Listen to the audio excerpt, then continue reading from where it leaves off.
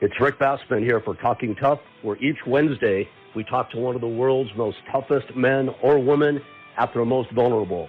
Whether it's a WWE superstar, the leader of the Hells Angels, the Mexican Mafia, a UFC superstar, or the head of the Navy SEALs JSOC team, the most interesting guests, having lived the largest lives, going deep behind the scenes, all the wild and crazy stories they've experienced in their lives and in their career.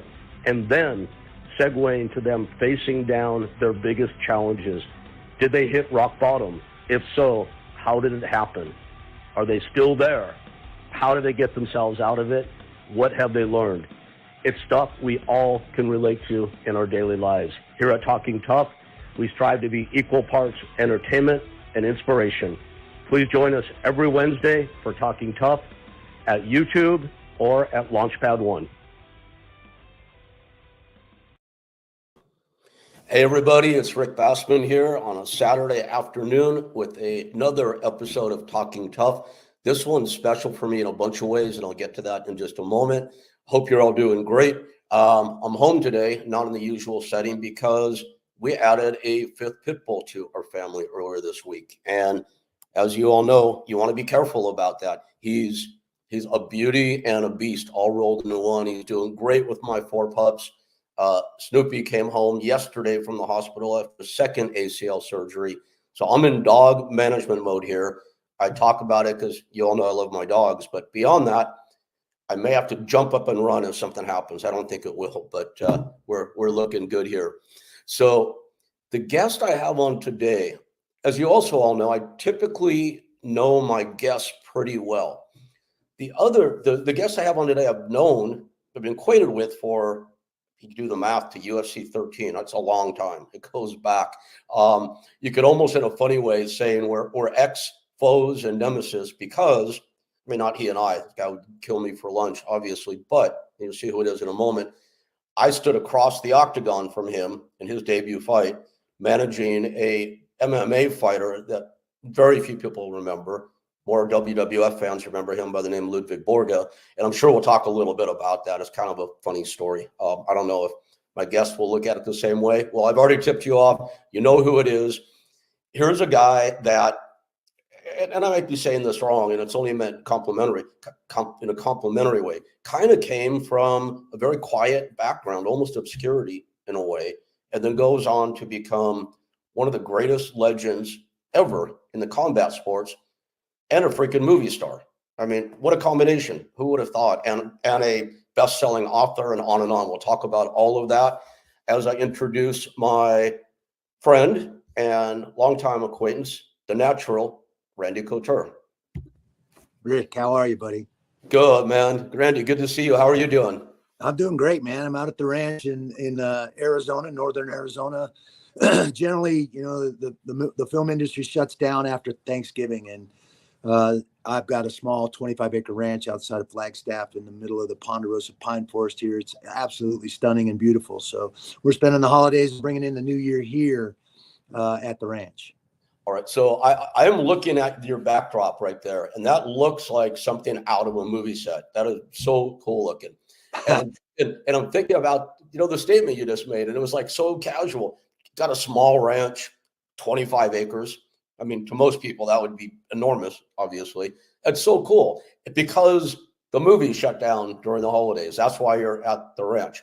Did you think this is a big flash forward, did you think growing up you would ever be sitting on a 25-acre ranch in northern Arizona and you were sitting there because you weren't making a major motion picture at the moment? I mean, was that in your brain growing up?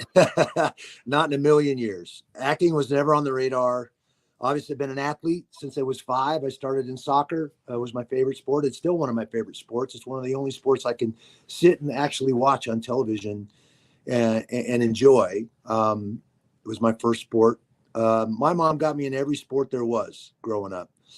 Sports, summer camps, tennis, roller skating, you name it. I took lessons in it. Me and my sisters. I had 2 younger sisters. I was the oldest and only male, and we grew up in a single-parent household up in north of Seattle, about 45 miles north of Seattle, in a small town called Linwood. and Linwood, Washington. And mom worked several jobs to keep us three kids in clothes and keep us out of trouble, basically. So I have eventually ended up on a wrestling mat. Sixth grade, my best friend, Bobby Stevenson, his brothers were wrestling in the junior high program. And we were going to go watch the guys wrestle. John and David were both on that team at Alderwood Junior High. We were at Oak Heights Elementary. We were going to watch those guys wrestle. Well, they thought it was funny, and they put Bobby and I in the tournament in the novice division. We'd never wrestled, never even been on a mat, let alone had any practice. And how old were you at this moment? I was 11. Okay. Sixth grade. And I had my first matches. I pinned a kid with a headlock. I got my first bloody nose. I had no idea what I was doing, but you put two toddlers down there, there's a fair chance one of them's going to headlock the other one. It's a natural thing. But I rolled into junior high that next year, and Coach K. Spear, who was the PE teacher and the wrestling coach, remembered me from that novice tournament. I asked him what I'd pinned the kid with. I didn't know what it was. And, he took care of my bloody nose. And for some reason, he remembered me walking into gym class that next year in junior high school, my first year in junior high, 7th grade. Would you say, and I'm sorry, I do tend to interrupt a little bit. I'm sorry, but I want to help fill in the blanks a little for people if they need it. Would you say you were a tough kid growing up, or were you more like a roller skating tennis player? I was a quiet kid. I was shy. Certainly around adults, I didn't engage a lot. I was very polite. I mean, I got smacked if I wasn't, but I was a pretty shy kid. Unless it was around my guys, my friends. And then I kind of came out of my shell and was a little more gregarious and all that. I was a reasonable student without even trying. I got A's and B's all through school and never really applied myself. I was able to get through without too much trouble there. But I was never in trouble. I was never in fights. I think I was in maybe 2 street fights or altercations through junior high. Got into one in high school at a summer dance. But once you kind of establish, I certainly started wrestling in 7th grade, and we were getting bullied. We were getting picked on. I remember this one kid kept throwing my buddy Bobby into the trash can and at lunch and, trying to stuff us in our lockers and just the typical bully crap that all of us endured back then. And I started wrestling that year, was fed up with it finally. And this same kid kept harassing us. There was 3 of them that kept harassing us. They kind of ran together. And I finally had enough. And one day at lunch, I double-legged him on the asphalt and wore his ass out. And from then on, nobody really bothered me. That's awesome. Probably have no idea what was happening to him with the double leg either, I would imagine. Yeah, it was interesting. But, Coach K. Spear taught me a passion and love for the sport of wrestling in 7th grade. And him and I are still friends to this day. I just watched him get inducted in the Snohomish County Hall of Fame as a coach a couple months ago, which was really, really cool to go up and support him. I got inducted into that same Hall of Fame a few years back, and he came and supported me in that endeavor. And, my high school coach showed up to that too, which is the first time I'd seen my high school coach since I was in high school. What do your wrestling coaches think of you going into fighting? Were they like fully in support of it? It's interesting. I think most of the wrestlers and coaches that I knew and had thought it was an interesting sport and saw the application just like me of years and years of wrestling training. The one guy that wasn't keen on it was the head coach at Oregon State, because when I started fighting, I was coaching. I was the assistant coach at Oregon State University. And, on a whim, a friend of mine threw my application in the pool for the UFC back then. We saw Coleman and Fry competing at a high level. Those were guys I knew from the wrestling world and had competed with and against both of those guys. So I was immediately enamored with this sport that they were competing in. I had a friend that knew how to get the applications. It was different back then. You put in an application to get involved. There was no amateur sport. There was no trials or anything like that. You literally just threw your hat in the ring. This was in December of '96. And they said, we got enough wrestlers. We want more exotic martial artists, but we'll put them on the alternate list. So now spring of '97 rolls around. I'm getting ready to go to Puerto Rico to wrestle for the U.S. team and represent the U.S. team in the Pan Am Championships. And I get the call 3 weeks from this trip and they say, hey, you're on our alternate list. We've got a heavyweight tournament in 3 weeks. Somebody got injured. We're having trouble filling the spot. You still want to fight? And I'm like, heck yeah, I want to fight. Let's do this.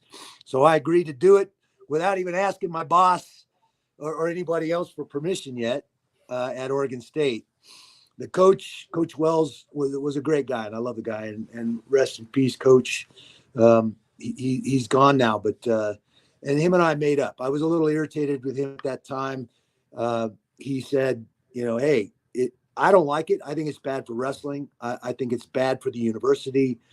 But if the athletic director approves it and says it's okay with him, then you can do it. And so I scheduled an appointment, went in and saw the athletic director the very next day. Dutch Bachman was his name. He was from Ohio State originally.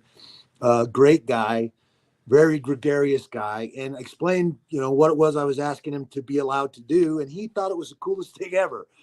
And so, of course, I got his stamp of approval. And literally 3 weeks later, I'm in my very first heavyweight tournament for the UFC and UFC 13. And that's where we come together. That's our first meeting. Yeah. I remember hearing about you the first time. That's Augusta, obviously, UFC 13. Yep. And I don't know if you ever heard the story of your opponent from your opponent's camp.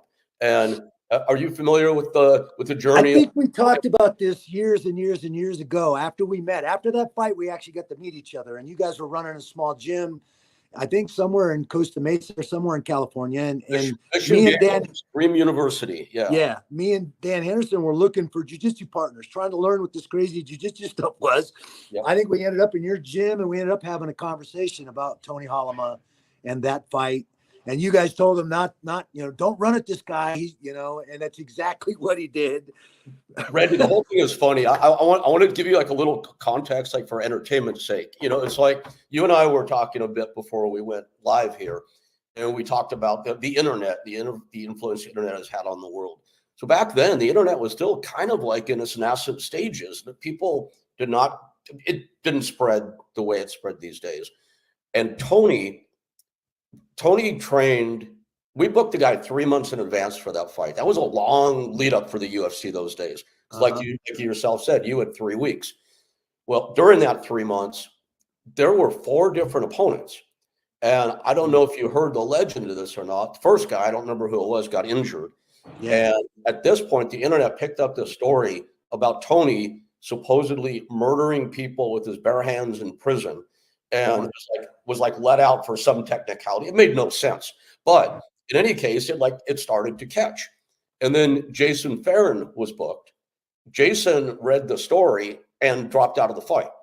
So there were 2 opponents down. And now the internet really picked up. Oh my God, everyone's afraid of this guy. Nobody wants to fight him.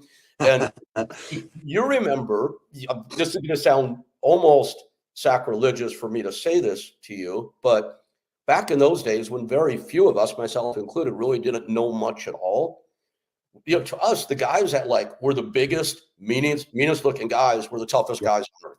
And Tony Holm was like the poster child for that movie. Yeah, he was. He was a big, scary looking mother, and he acted the part too, man. Boy, yeah, he did. And so everyone's now afraid of this guy. Mm. And the McCulley brothers and they were involved with my gym, and if you remember Sean and McCulley in Orange County, we set up a 90-day training regimen for Tony. He showed up one time for 90 days. Showed up one time in 90 days. Now, one time he showed up, he tried to muscle a kid out of a flying armbar, and he popped his elbow. And to his credit, he's like, "Oh, just a small scratch, no problem. I will fight." Well, Randy, this is after him making every excuse in the book why he couldn't train. Too tired. I beat up 10 people in the street last night. I mean, it was one thing after another. Wow. And we almost started to believe it, although we didn't. And basically, we figured we're in trouble. I mean, if this guy is fighting somebody real, we're probably in trouble. And then that day, Tony being Tony, forgot to bring a mouthpiece. So who do we borrow a mouthpiece from? Your manager and trainer, Rico Ciparelli, who I've become acquainted with. And so I actually walked into the training room where you guys were training to borrow the mouthpiece. So I saw you for like 3 minutes. And I go back, I go, God, we're probably in trouble here, man. He's small, I mean, compared to Tony, I mean, Yeah, Tony was huge. 6'5", 300. Tony, don't run at him. And of course, he ran straight at you in slow motion. What he said, though, he goes, he could never take me down. He's not strong enough.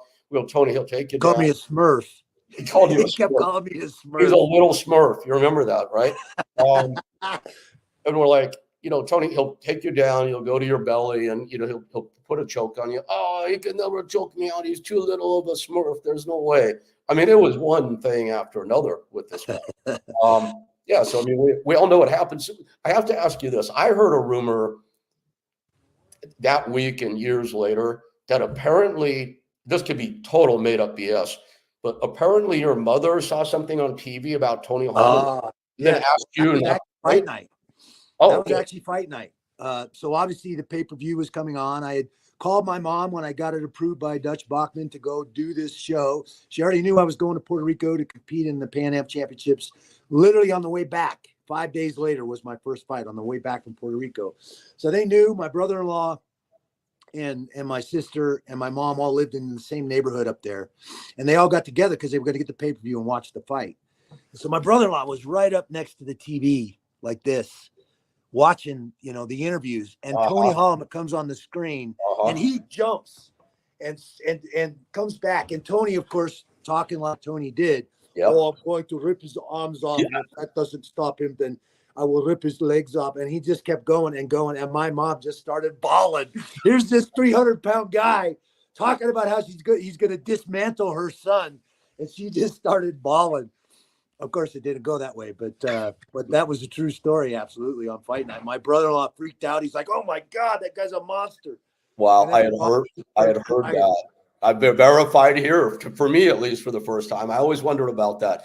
Tony, we made him hide in his room up until the fight time. So we figured our only advantage at that point was psychological. And we're going, we do your interview. He goes, "Should I shoot it or should I work it?" I'm like, "Dude, just stay in work mode." As a pro wrestler, how to cut a promo for sure. He was good. Yeah, so that's what he came up with. Like, rip his arm off. If that doesn't work, quote unquote, I will rip his fucking head off. I remember that. Yes.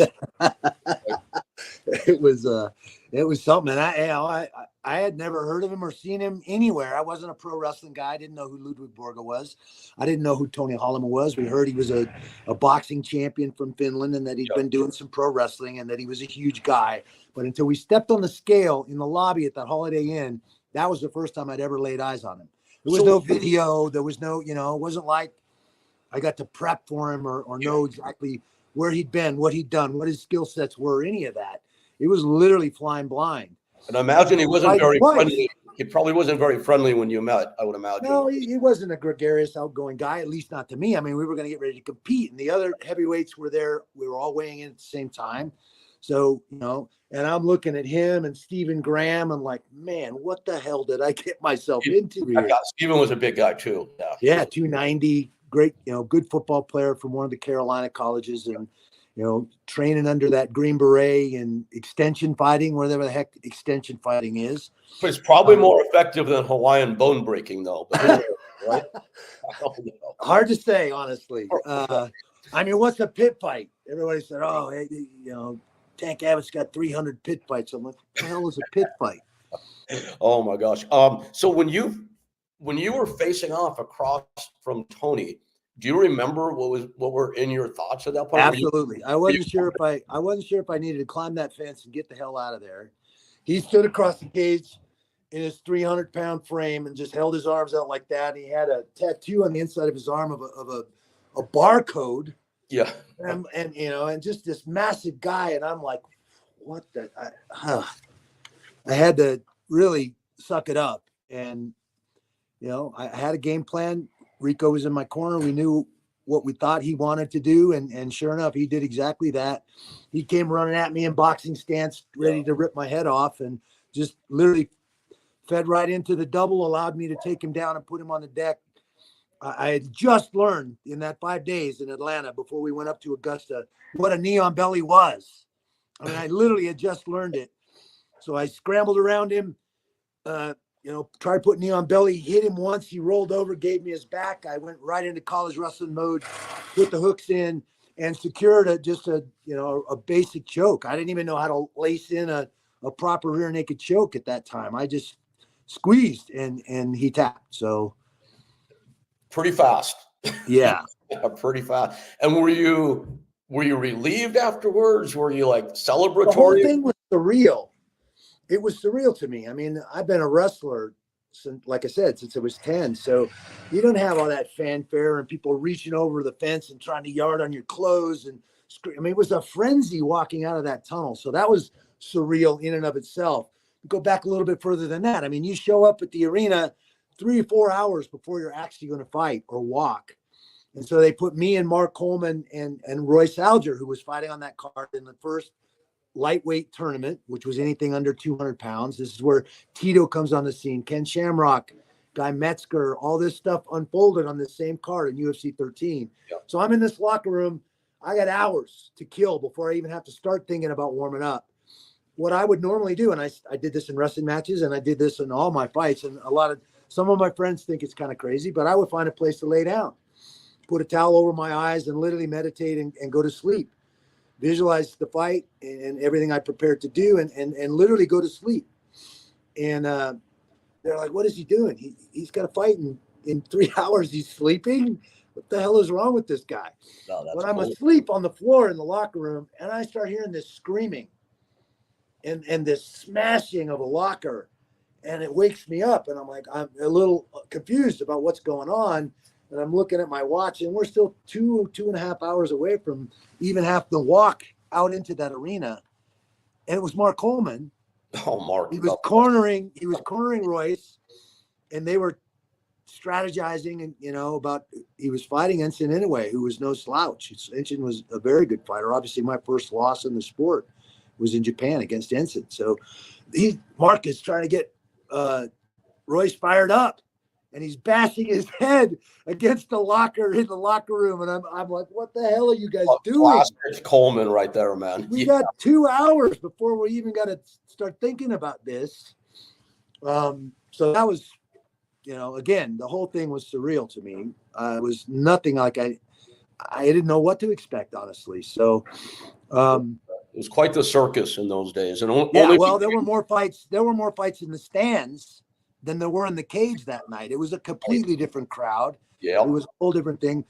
My wife at the time was up in the stands and she was very nervous. She didn't know idea what we'd gotten ourselves into. And all these guys around her are betting. And they're, of course, all betting against me in both those fights. I fought twice that night. And she had to run and puke in a trash can because she was so nervous that all these guys were talking around her about how the fights were going to go and I was going to get my butt whooped and how I was going to get my butt whooped. And it really set her off. Well, yeah, you would have been either armless or headless after the fight. Correct, right? For sure.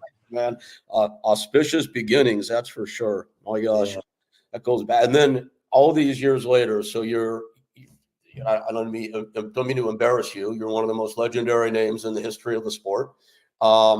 I mean, it's a hell of an achievement. Guys like you, Mark Coleman, will be remembered forever. Mark's a very dear friend of mine. You're obviously a lot more accomplished in terms of your record and the breadth, but you guys are the pioneers, man. And I can only say that in the most complimentary way imaginable. Does that ever sink into you, or is it just another day at the office?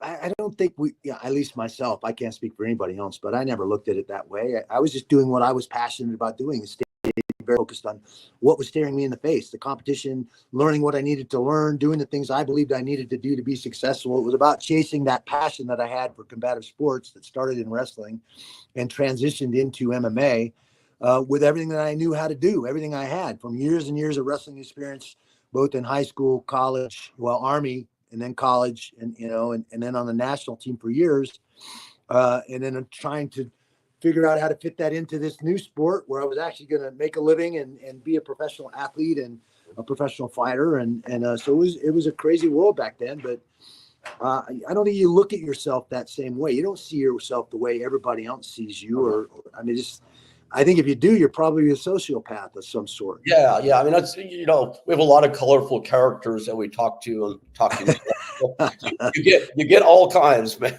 Put it that way. You get some Yeah. that are very very enamored of their reputation, and then others who are genuinely humble and appreciative, and that's So, it's the way to be, if you ask me. So it's been an amazing journey, that's for certain. so the journey, are you peripherally involved, directly involved with the sport these days? Well, obviously, I have Extreme Couture MMA in Vegas. Mhm. That's been around now since '07. I founded that gym. I was going through a divorce in Oregon. Me, Dan, and Matt started Team Quest up in Gresham, Oregon, and I divested and left that to Matt and Dan when I was going through the divorce, and moved to Vegas to kind of clear the decks and recover, rebuild, and start over, basically. And I got tired of training in the Ultimate Fighter Training Center, where I get locked out every time they had a new season of the show come in. So it made a lot of sense to start my own facility and start a place where I could train and flourish and create a team and all those things that we had so good at Team Quest. That was an amazing place. So that's how Team Quest started in Vegas. Obviously, originally it was looking at doing a gym in LA with Boss Rutan, and we started a gym there called Legends, and it only lasted for about 3 years. But some issues with some partners and other stuff, landlords, and doing a gym in the LA area, parking and all this other stuff becomes a factor. Getting It was at Legends many times. and all that. Yeah, it was a big challenge. Yep. And we kind of, Boss and I both kind of saw what was going on with the landscape there. And I think Boss went over the hill to Thousand Oaks and started his own facility there. I divested in Legends, and I went to Vegas and started Extreme Couture. And that's just the way it worked out. And then Legends lasted a couple more years, but ultimately went away at some point. I remember But that was a cool spot. I did not know that you started Legends with Boss. Yeah, Jeremy we Lappin trained- was Boss and mine's manager at that time with Battle Management, and Yep. he had this concept of and LA is a huge jiu-jitsu town, but there were no real MMA oriented fight gyms. They were all jiu-jitsu gyms Yep. that had fighters training in them because jiu-jitsu is such a big part of the sport. But we wanted to create a space that was dedicated to MMA and what MMA fighters needed, and obviously I had some experience with that up at Team Quest with Dan and Robert Follis and Matt Linland. So that I think that's how that came about. And then obviously Boss and I saw that there was some serious issues with the infrastructure and everything that was going on at Legends, and it was just easier than taking up that mantle contractually and legally to just divest in it and go start your own thing and not have the partners and not have some of the other issues that were going on there. That makes perfect sense. That's a tough business, man. Hey, speaking about Boss, who's also very, very close friend. Matter of fact, the second generation of the Talking Tough podcast, I had 2 co-hosts on every single episode, and it was better being in Boss Written. So we did probably 100 shows together, and I love Boss, and I give Boss a bad time still. So I'm like, dude, I thought you would have been like one of the last ones that would have been hanging in there and being a wild man till the day you died. And he's not anymore. He's like such a good, he's such a good, straight and narrow family man. Yeah. Look, you and I were around it in the days, and the Mark Colemans, the Mark Kerrs, it's not gossip. They're happy to talk about this stuff, as you well know. What was Randy Couture's craziest persona ever? I don't think I ever had one. I think I did my very, very best to keep it simple, just be me, and I didn't create any personas. I didn't put on any airs. I think in the Army and other times I had my moments where there was some partying going on and stuff. You were usually either commiserating or celebrating a wrestling outing with the Army team, or in college with Oklahoma State. One or the other was happening. You were commiserating because you lost or the team lost, or you were celebrating because you guys won. And either way, you were out and about. But I never really got into a lot of trouble. Not as a kid, not as a soldier, certainly not in college. I didn't get into a lot of trouble. I just wasn't that guy. It's funny, Randy, and I was wondering, and I kind of hinted before we started, I wanted to ask about stuff like this. I can think of like every legendary name from that first, into the second era, right? Where you were. you Yep. know, and other friends like Tank and Oleg and all these guys, and they were all nuts, every one of them, and I mean that affectionately. Yeah. You never hear anything about you, and I don't. When I say I need to hear a lot about you, you don't hear those stories about you. Yeah. Um, I was a bystander and saw some of that stuff go on, but it wasn't my deal, and I never really got caught up in any of that stuff. But that's I guess great. I wasn't that. I was crazy enough just stepping up in that cage. The rest of my life was pretty sedentary, and not sedentary, but calm and not very, very wild, honestly. And here you are now, healthy and sane as Well, time. you know what, and I'm proud of Mark Kerr. I've reconnected with Mark because obviously he lives here in Arizona, and Mark's done an amazing job of Yeah, building himself back up and getting himself straightened out. And yes. and I'm very, very excited. Same with Mark Coleman. You know Only what, two.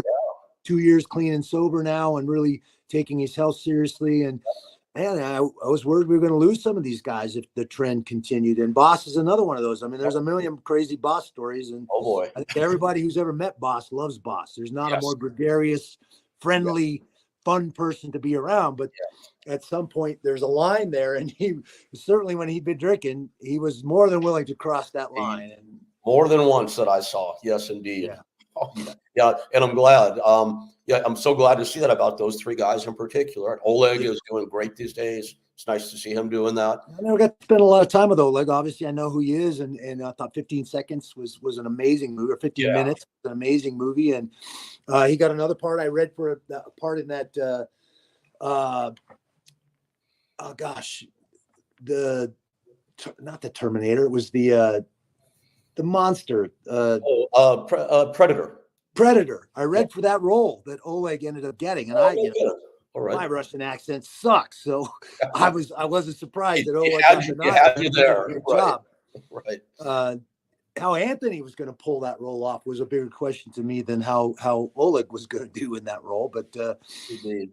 he did a great job in that movie too. It was a fun one. Oleg's a good actor. He's a good Yeah. actor. So how did you transition? Okay, again, the shy kid from Oregon. So now you're a major UFC star, and then you go into the movies. How does that happen? Well, that call from the UFC. They were making a film in the early 2000s called Cradle to the Grave with Jet Li and DMX. And they had some underground cage fighting scenes in this movie, and they wanted some authentic cage fighters to play characters in that scene, in those scenes. So they called the UFC. The UFC called myself, Chuck Liddell, and Tito Ortiz. This is right in that early 01, 02 era when Chuck, Tito was the champ and had been the reigning champ in the 205-pound weight class for a while. And Chuck was the number one contender, and they were training partners and supposedly friends. And according to Tito, they had an agreement that they would never fight each other. Chuck says that's not true. He wanted his shot. So all this big rub was going on in the rankings and who was going to get the title shot and all that when this movie came on. They actually fought in the movie. This is a long time before they ever actually fought in real life. Who won the fight in the movie? I don't even remember. I don't think it even mattered. But No, it doesn't I ended matter. up with one line in the film and fighting Jet Li in that scene. And that was my first time on a set.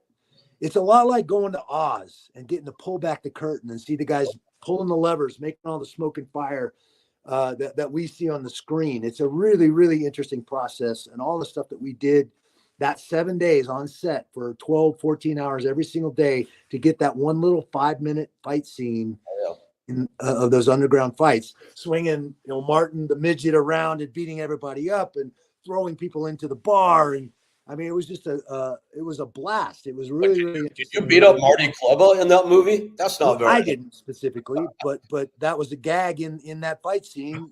He swings the midget around. All these fighters that are trying to get him, and the midget's smacking all the fighters and taking them all out. Oh man, it was a lot of fun. I got to see that. That's fantastic. It's a crazy scene. And of course, I'm supposed to fight Jet Li, and I'm supposed to throw a big right hand at him. And his stick in the whole movie was he kept his hand in his pocket. He didn't want to fight anybody. He would just dodge and evade anything that came at him. Well, I'm supposed to be fighting him. I throw this big right hand. He's supposed to get out of the way, and he didn't get out of the way. Oh no! Now, thankfully, I didn't club him. Okay. I just ran him over. Right. I mean, he was supposed to move, and I just literally landed on top of him, ran him over. of course, Bradshaw, the director, just went nuts because I just ran over the star of the movie. And I'm like, he's like, man, you didn't wind up. I didn't see it come. I said, well, no, I'm not going to wind up. I had not figured out the difference between a real punch and a movie punch at this stage of things. Yes. And that took me, with the help of Doug Crosby, and who was a great stunt coordinator and a very good friend who helped me get my SAG card. You know, I learned a lot from him. He mentored me in many, many ways, and kind of helped me figure out and navigate the business. One of the most important things, I'll never forget this, we're on Oz, because he was the coordinator for the movie Oz, the HBO series Oz. Yep. And he's introducing me to everybody and all the other actors on that and all that. I just playing as corrections officer as a stuntman, basically. And he's like, you always judge a person's character by how they treat people they don't have to be nice to. Absolutely. And that stuck with me to this day. What he said that day stuck with me and set the tone for me and how I was going to treat anybody I met with regard to being involved in. I would dare say that was probably already ingrained in your character, because it strikes me as that is who you are. But that's nonetheless, it's a good lesson to have reinforced. Absolutely. I mean, the golden rule is the golden rule for a reason. It's that simple. Treat people how you want to be treated. It's not rocket science. It's not hard. And we complicate the hell out of everything. Yeah. And I think the point of that is, if you do it, you know, some people, and I certainly wouldn't name names, but some people, I think, act that way because they're trying to achieve a certain result. And maybe if that's not your character and you act that way long enough, maybe it does become you and you end up being a nice guy. Who knows? Well, I think there's some truth to that. I mean, absolutely. I mean, so many people struggle with depression and anxiety and so many things. And we do this all the time. How are you today? How are you feeling? You know, that's a normal greeting. And you know, especially people that struggle with that. And I have, you know, one of my best friends, Jay Glazer, who struggles with anxiety and depression. He's got the balls to step up and do his podcast about mental health, and his book Unbreakable is remarkable.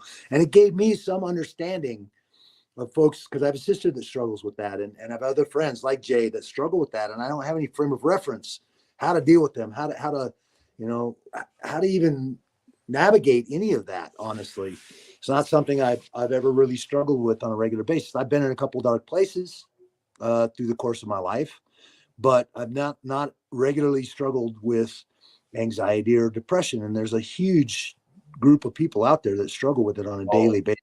And it's only getting worse, unfortunately. And we stopped dealing, you know, institutionalizing and dealing with mental health issues in the 80s under Reagan. And I think that's a huge piece of the homelessness and the street stuff that we see in all over the country, frankly. Jay's book was amazing. I learned a lot from that experience. I tried to keep it simple. I just tried to be myself. That's how I always wrestled. That's how I walked out in that mat. And the same thing with fighting. And I had friends that were creating these personas. And Tito certainly comes to mind, because I've had this conversation with Tito, and Tito and I have become pretty good friends. Same, I'm friends with Chuck as well. I mean, that's the beauty of this sport. Yeah, we punch each other in the face. This is what we do. But at the end of the day, I like those guys. I get along with those guys. Absolutely. Coleman, Kerr, you know, Boss. Those are, you know, I never fought. I wrestled Coleman and Kerr. I never fought Boss. I was supposed to fight him at one point. Brock Lesnar. There's camaraderie. Yeah, Lesnar. I went and trained Lesnar for 3 weeks. Trained with him in his gym. He was getting ready for Carwin. He needed more wrestlers. Yep. I actually showed him that arm triangle that he ended up catching Carwin with in those times. That time we trained together. But some guys felt the need, and at the end of the day, you got to talk about what Dana White, as the president of the company and the corporation, is what he rewards. He rewards guys that act that way, that create these personas, that do publicity stunts and talk all this crazy smack and do all this stuff. So of course, guys, show business. End of the day, Tito sees that, and you know, Dana represented Chuck and Tito back in those days as their manager too. So he sees that, and he's one of the first that created that persona and used that to market himself, to create heat, as Dana called it, for fights, because he was going to talk trash and kind of try to get under your skin, make you angry, do all those things to make you think about anything but how to go out and technically beat him. Sure. That's a smart strategy. Psychological warfare. That's exactly what it is. So you had mentioned that you yourself, and I'm glad to hear you haven't suffered from anxiety, depression, and didn't run the crazy life that many did. But you did mention you'd ended up in a couple of dark places. Anything like really, really notable? Well, I mean, the biggest challenge I've had is my personal life. I've been divorced 3 times. I got married at 18. My girlfriend got pregnant.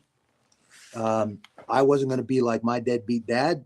So I'm like, and she flat out told me right from the jump, hey, I'm having this baby, whether you're on board or not. So I knew regardless, I had a kid coming, and I wasn't going to put my kid through the same stuff that I grew up going through. This feeling of I wasn't good enough. I wasn't good enough for my own father. My own dad never came around. He never paid support. One of the reasons I love to hunt and be in the outdoors to this day was because that was the only time we did get to bond. He would come take me out of school for 4 or 5 days, and we'd go hunting, chasing deer or chasing elk. We never got anything ever, but I was in the woods with my dad. And so, one of the things I miss about fighting is that was one of the things that brought us together. I didn't talk to him for over 10 years. I was away in the Army and away in college and didn't see him or talk to him for over 10 years. I moved back to Oregon State and start coaching. He's quitting welding and doing the pipeline stuff up in Alaska, where he went to kind of hide out, and comes back down to the lower 48, and we reconnect. This is right before I started fighting. And so I started inviting him to come to the fights and bringing him to some of those. And he loved them, and he loved the fighting. And you built a relationship. We found some common ground from the days of him, cracking me in the head with the butt of his rifle because I was dragging my feet or cracking sticks, making too much noise. To we actually had a real relationship and started communicating and getting to know each other and all of that. And then, eventually he passed away. It's got to feel good that you were able to do that, though. Yeah, it's interesting because when he passed away, my 2 older children didn't know him at all. They hadn't spent any time with him. It was kind of strange having him come to Oregon from southern Washington. He moved out of Alaska, he moved into Payelle, Washington, in south central Washington, which isn't that far from Corvallis. So he would come down, and the kids didn't know him. They'd never grown up with their grandfather. They didn't know him. So it was a bit weird. I didn't know him that well. So it was this stranger in our house who was my, supposedly my dad or my father, and that's another story. But it was very weird. How was he with your kids? He was, again, it was strange, but he was always friendly. He was always a gregarious guy. He wasn't a very outgoing personality, but he was a smart guy, and he was a nice guy. So they got along. But my youngest, my second marriage, and Caden, for whatever reason, now he'd moved down to the lower 48. I went through the first divorce. That was one of the first times that I was in a very, very dark place for a while. A sense of failure and scrutinizing that I had never experienced in my life, ever. And I was already kind of operating from this position of, I'm not good enough for my own dad. Now I've messed this up. I'm getting a divorce. I have 2 children. I was in a very, very dark place, and I don't really talk to a lot of people about that. There's, it just, how do you I come came back through it. I never, I made the plan in my head, but I never set about executing that plan or doing anything, acting on that. But it was definitely there, and it was something in a place I struggled with for a while. And eventually the sun came out. I got support from some friends. I got, I started some counseling, and I started to realize that a whole bunch of this stuff that was going into my head was fabricated in my own head. It wasn't real. I started feeling like everybody looked at me different because I was going through this divorce, and, I would been unfaithful to my wife, and all these things that I knew in my own brain caused this situation. And it always takes 2 to tango. It wasn't just me, but at the end of the day, no one's harder on us than we are. And so it took me a while and some serious counseling to kind of come through all of that and understand myself better, understand why I'd made the choices I'd made, why I'd ended up where I ended up in that stage of things. And you think you're going to just march on and do better and not make those mistakes again. And that didn't work out that way either. I ended up divorced 2 more times, and so we're always learning, aren't we? Yeah. Yeah, that No, Randy, I It's appreciate, part of the human experience. I Anybody appreciate that you says they're sharing not. that, man. Thank you. Because, people watching this are going to be, you're going to have people watching that admire you up to put you on a pedestal. There's going to be that range. And it's important. I think a lot of people out there, as you said, are suffering now. It's crazy and it's growing. And when they look at their heroes, they look at guys like you and they think they think you're from a different planet, and and I mean that in a way that I could never be like that guy is. And then when they hear from you that you've experienced maybe the same type of thing they have, and that you've come out of it, that's very powerful. So I appreciate you sharing that. Thank you, man. Yeah. Well, and when I wrote the autobiography, Becoming the Natural, that was in '05. I was going through the second divorce. It was, again, not nearly, I had a lot more tools in the tool belt by the time I got to the second divorce. I still made some of the same mistakes, some of the same piss poor decisions, and ended up in some ways in similar situations, but I wasn't nearly as dark as it was that very first time experiencing divorce and going through that. And it was cathartic to let a bunch of that out in the book. And I tried in the book to be as honest as I could be, and sometimes to my own detriment. I probably exposed more. I'm sure I exposed more than my mom wanted to hear about, and probably my first two wives. They probably didn't want all that, some of that stuff public either. But at the end of the day, just like you said, I'm a human, and we have a tendency to put these athletes on these pedestals and think that they don't make mistakes, that they don't struggle with things, and that they don't have the same issues that everybody else has just because they're good at that particular sport. And that's not realistic. Correct. It's not true. So I wanted to kind of counter that by being open and honest about the mistakes I'd made, the decisions I'd made that put me in some of these situations. And ultimately, I think people will like the book. I got a ton of positive, with the exception of my mom, I got a ton of positive feedback about the book. What did your mom say? Well, it came down to silly stuff. Well, that bike wasn't blue, it was yellow. I was like, Mom, Right. this is my memory. And you asked my two sisters and you to describe the same story that I'm trying to describe in the book. And they're going to come out with three different versions of my version of that story too. Again, that's human nature. Yeah. It wasn't like I was trying to skew anything. This is just how I remembered the things I'd been through in my life in the book. And in my mind, the bike wasn't blue, it was yellow. But those are trivial, stupid things. And there were more significant things that she didn't care about or didn't like in the book. But at the end of the day, it was my story, my perspective, the things I remembered. And it took me 2 years to dig through and wade through a bunch of that, which is a whole bunch of that's my own swamp. We all carry around this swamp that we've got to be willing to wade through and ferret out some of those things that tripped us up, what forced us to make the decisions, choose the people we chose, or whatever, however you want to look at that. And man, that's an ongoing process for me to this day. I don't think you ever stop learning. I don't think you ever stop trying to get better, understand yourself better, make better decisions, treat people better, right on down the line.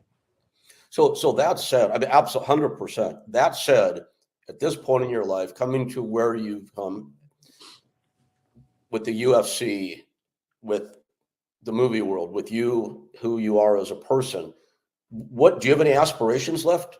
Hopes, goals, dreams? I'm having a blast. I feel so blessed to have been down this road and come through the things I've come through.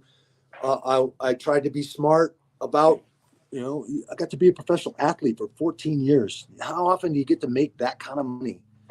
And so, I traveled through half of that journey before recognizing that. And that light bulb went off the first time I walked down the studio walk at MGM Grand. And I'm going to the weigh-ins, fighting Pedro Hizo. The first time I fought Pedro Hizo, this was right after Zuffa bought the company, and this was the first fight with them. My first time fighting in Vegas, seeing my name on the strip and all of that stuff was crazy. And I'm walking down the studio walk to the arena to do the precursor physicals and everything that you have to do before the weigh-ins. And I walk by this store called Juicy Couture. And just seeing my name in lights on this store, these light bulbs just started going off, and I'm like, "What am I thinking? Look what I'm doing. I'm building a brand. I could do clothes. I could do all. I recognized I wasn't going to be able to fight forever, at some point there was a statute of limitations physically on how long I could do this. Sure. So I better not be frivolous. I better start learning how to take care of that. And that was just a process. You know, I was in Oregon coaching, making coaching money, which wasn't great, but it was a state job. It had great benefits. And now I made all this money in my first 2 UFC shows. And I got hammered by Uncle Sam. The taxes were ridiculous. I'm like, oh my God, what am I doing here? And so I started learning. I started finding and asking questions to other businessmen, other people that I knew, and formed an LLC, started writing off a bunch of stuff, find the right tax guys, start treating this, you know, and slowly started treating it the way I should be treating it as an athlete that's making this kind of money. And I'm glad I was in my 30s when all this happened. I can't imagine if I was in my early 20s and somebody handed me a check like that. Holy hell. There's a lot of cautionary A whole tales. different story. Yeah. And you know, you'd probably be maybe, you know, I would have been one of those crazy guys like Boss and some of the others doing some of that crazy stuff if I was younger, I think. But I'd been through 2 divorces already. I'd been through some pitfalls and some issues. And so I was pretty grounded and knew who I was, what I wanted to achieve, what I wanted to accomplish, and nothing was going to distract me from that. And so I kept it simple and stayed right in my lane and just tried to get the most out of this body, out of this guy, and the experience that I had. How are you holding up physically? No problems. I'm doing very, very well. You know, obviously the discs in my neck are all but worn out from years of wrestling and then years of fighting. And that ultimately, I started in 99 having some atrophy and some tingling and all that stuff. You know, Boss can tell you about his and similar C4, C5 down to T1. Those discs are just tired of my crap. They're worn out. Getting some natural stenosis and natural fusion. Got a couple bone spurs in there. And it was only a matter of time. Before I kept grinding out camps and trying to compete at the level I was competing at, that I was going to injure myself and probably have to have a surgery and a fusion. And every single guy I know that has had that has no range of motion now, and they're still in pain. They're not any better off. So never comes out. I wanted to try and avoid that at all costs. And that ultimately led me to the year-long decision that it took me to come to terms with walking away from the sport in 2011. I didn't want to sustain that injury and have to have that fusion and then have the quality of the rest of my life be affected because of that injury or because of that situation in the neck. Man, they should be bringing you around to professional sports teams and young athletes to just give them some education. Geez, it's rare you come across somebody who really has a presence of mind to think into the future like that. Well, and I think part of that was my age. Part of that was the life I'd already been living. I'd been in the Army and worn that uniform for 6 years, traveled around the world on the national team, saw lots of other cultures, lots of other places that were a whole lot more messed up than anything I've ever seen in this country. Oh, yeah. Nobody in this country knows what real oppression is, or very few know what real oppression is. We're on our way there now, though, aren't we? It's going to be very interesting. So I think we need to start mandating Peace Corps or military service like some other countries do.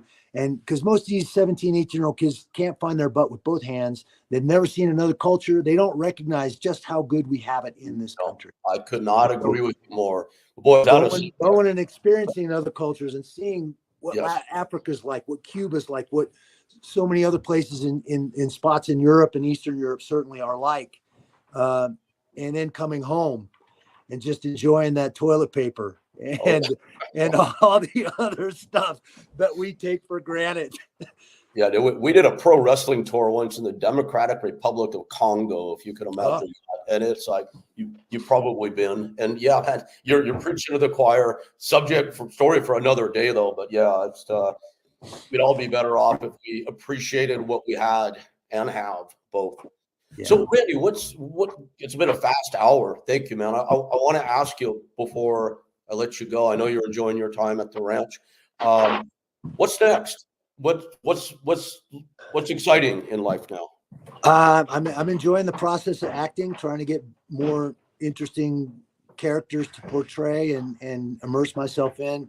I'm interested. Certainly, I've gotten to play in the unit. I've done a few episodes of Hawaii Five-0. It seems like when I get these jobs in the TV scene and doing a TV series where you get to play the same character over and over and over, I get 2 or 3 or 4 episodes in, and then the show ends, and I haven't been able to sustain that. That's something I'm interested in, is television. It's like feature film on steroids. You're shooting, 1 week you're shooting an hour-long episode of a show like that. I just got to do CSI LA. Again, last season I got to do the last 2 season-ending episodes before they discontinued the show, and I had a blast doing it. So that's something I'm interested in getting involved in more, is a regular character series like that. But I'm having a blast. I mean, obviously The Expendables was a huge step up for me, acting and getting to rub elbows with so many of those guys that have been in the action genre. What was that like, man? Honestly, and again, this only meant in a complimentary way. I was blown away when the cast was first announced, because you've got like Sylvester Stallone, Arnold Schwarzenegger, Randy Couture. I'm like, whoa. You weren't the only one. You weren't the only one that was going, whoa, what? Am I here? Yeah. Am I really here? How did you react to that? I was flattered and honored. I got a call from my agent. I had taken a big step up with Scorpion King 2, big Universal project connected to The Mummy. The Rock played the first Scorpion King. So now they were going to do the prequel. They asked me to come in and play the main bad guy for the prequel in Scorpion King 2. That was a #1 selling DVD that summer for Universal, and was a huge step up for me in the acting world. I think ultimately that led Sly to seeing me, work, and he's a huge fight fan. And so I got a call from my agent, said, "Hey, Sylvester Stallone wants you to come by his office. He wants to talk to you about this project." And so I'm like, "Oh, wow, okay. Well, that's a meeting you're not passing up." So I was over there on time, actually 10 minutes early, because in the Army, if you're not 10 minutes early, you're already late. Right. And then the casting director was really funny, because the casting director was supposed to show up there too. She had never met me, and this was Sly's idea to bring another fighter, me, into this movie with all these amazing action stars. And so he's sitting me down, and he'd written the script, and it was originally talking about Hail Caesar as the character that he wanted to adapt from the written script already for me. He had written that role for Wesley Snipes, and Wesley was having some issues. And so he was going to revamp that role to fit me. He wanted me to quote Nietzsche and talk about my cauliflower ears and be this college-educated wrestler that had went into the special forces and became a mercenary. And he kind of we had this conversation. Casting director was 10 minutes late. So him and I are on the couch just talking about all this stuff that he sees. And the casting director's freaking out because she's late for a meeting with Stallone. She comes charging in the room, bumps his bookcase. And he had all these action figures stacked in this bookcase from all the different movies that he'd been in. And one of them was Cobra. Cobretti. Nielsen, his ex-wife at this time, right?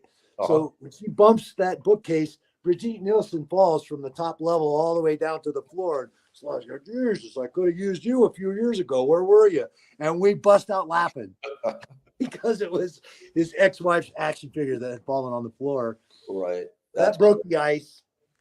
And we had this amazing conversation about this ensemble cast that he was bringing together and how he saw me fitting in and all of that. Well, a week later, I get a call from my agent saying, "Hey, he picked up Terry Crews to play Hail Caesar." I'm like, "Oh man, all right. Well, that makes sense. Terry's an amazing guy, and he's perfect for that role. He's great comedic relief for all the action and all the other stuff that's in this script." Yep. And but he wrote you into the movie. He created the character Toll Road based on your conversation and wrote you into the movie. So you're still in the movie. I'm like, what? Right. Wow. Okay.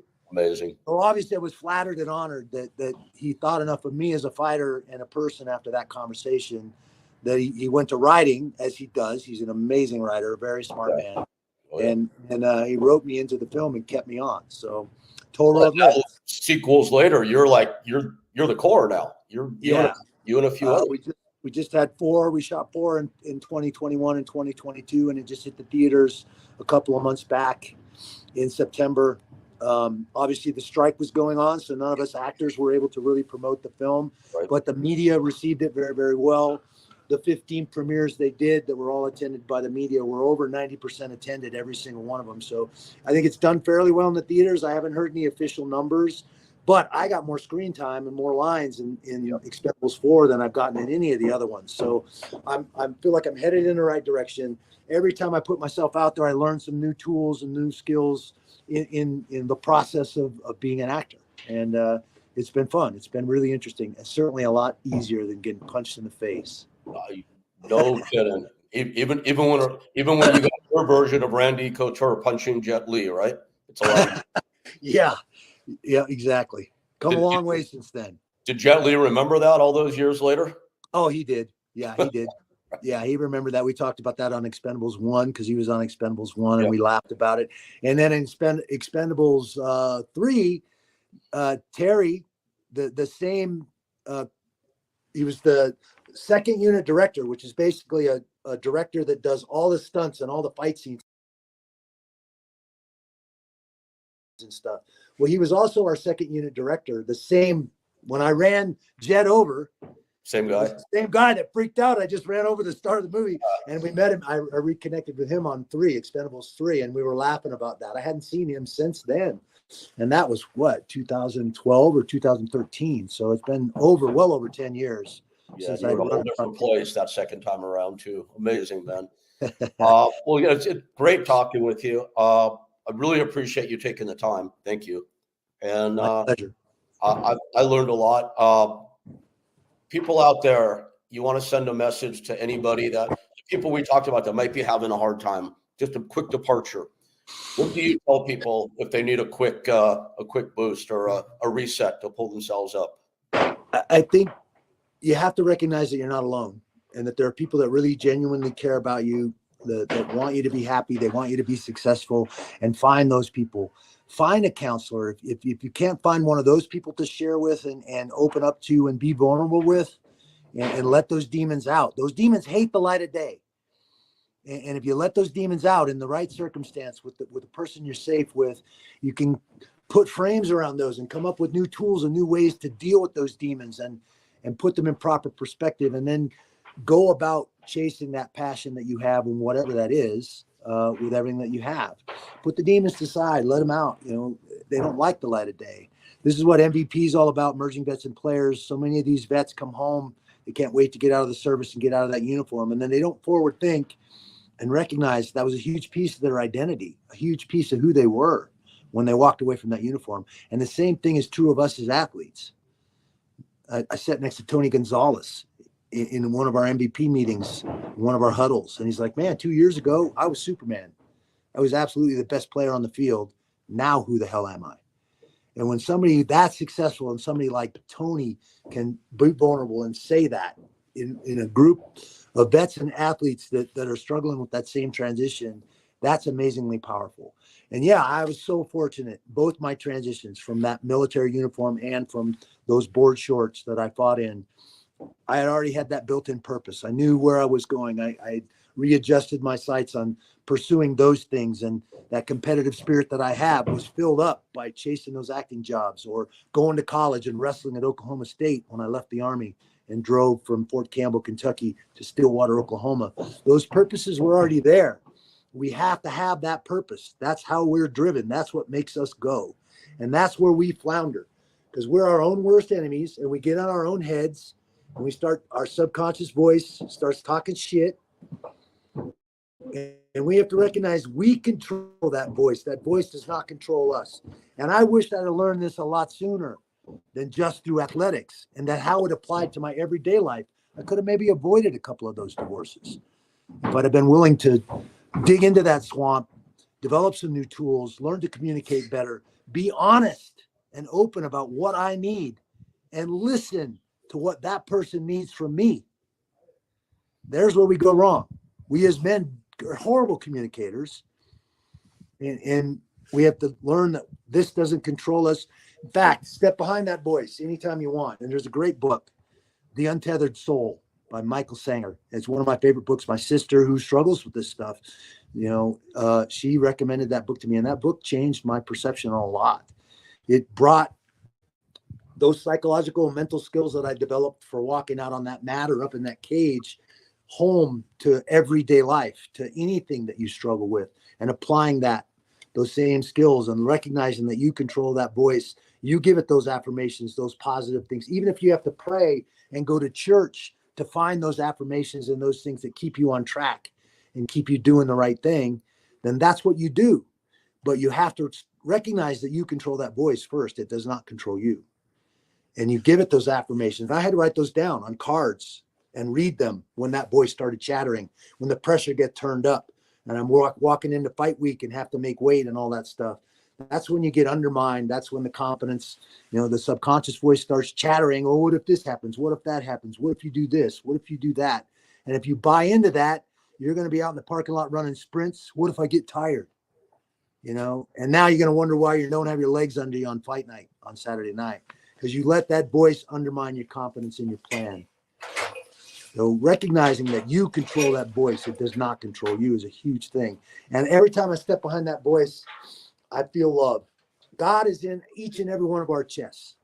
He's behind those ribs. He's behind that subconscious voice. That's the world talking. That's not your soul. That's not your spirit. And the more time I spend back there meditating or visualizing success and using those affirmations, the closer I am to God. The more love I feel and the more love I give. Randy, well, I love all that. Thank you. And it's such real world advice too. You didn't advise people to go do stuff that's not obtainable. They're right in front of everybody and it's available for everybody. So thank you, man. My pleasure. And I think that's probably a really powerful place to leave. I look forward to seeing you headlining with Tony Robbins next year. Maybe that's your next calling. Who knows? Right? Well, I'm just doing my best to keep it simple and continue to chase the passions that I have with everything that I've got. That's a great prescription for life, man. It's super blessed to have you on today. I really do appreciate it. Thank you. Continued success and happiness to you, my friend. Thanks, Rick. Appreciate you, brother. Be well. Randy, you too. We'll catch you soon. Thank you. You bet.